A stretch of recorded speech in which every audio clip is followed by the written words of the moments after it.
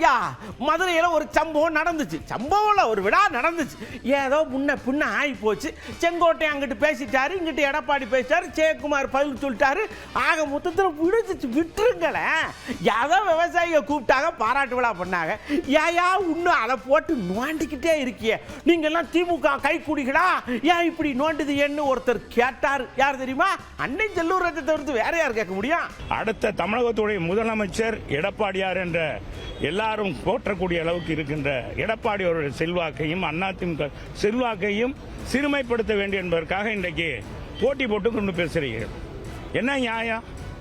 ஏங்க இன்னைக்கு ஒவ்வொரு இடத்துக்கும் போறாரு முதலமைச்சர், நடபாதை போறாரு, அவர் பணத்தில் போறாரு, அரசாங்க வரி பணத்தில் நடந்து போறார்.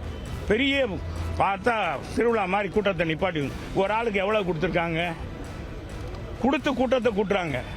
எங்க எடப்பாடியாருக்கு விவசாயிகள் அத்திக்கடவு அவிநாசி திட்டத்தை பல்லாண்டு காலமாக ஏறத்தாழ சொன்ன ஒரு 100 ஆண்டு காலமாக அதற்காக அந்த பகுதி மக்கள் வாழிக்கொண்டிருக்கிறார்கள்.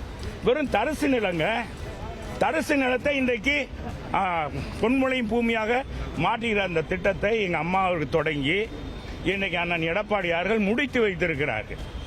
இதில் காலதாமதப்படுத்தி இந்த அரசாங்கம் வந்ததிலிருந்து ஒரு 10% பணிகளை நிறைவேற்றுக்கு வேணுண்டே காலதாமதம் பண்ணி செய்ததை அந்த விவசாயிகளே ஏற்றுக்கொள்ளவில்லை.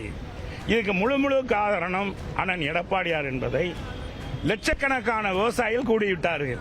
இந்த மாதிரி இருக்கிற எங்களுடைய பொதுச் செயலாளருடைய பெயரை களங்கப்படுத்துறதுக்காக திமுக அரசு திட்டமிட்டு இன்னைக்கு அவருடைய ஒரு இதுக்கு சொல்லியிருக்காரு அந்த அமைப்புக்கு. அதைத்தான் அது எங்க கட்சி அவர் சொல்லல, குறை சொல்லல, எங்க பொதுச் செயலாளர் சொல்லல. நீங்க நல்லா புரிஞ்சுக்கணும். எங்க படம் வைக்கலன்னு அவர் அந்த அமைப்பாளர்கிட்ட சொல்லியிருக்காரு.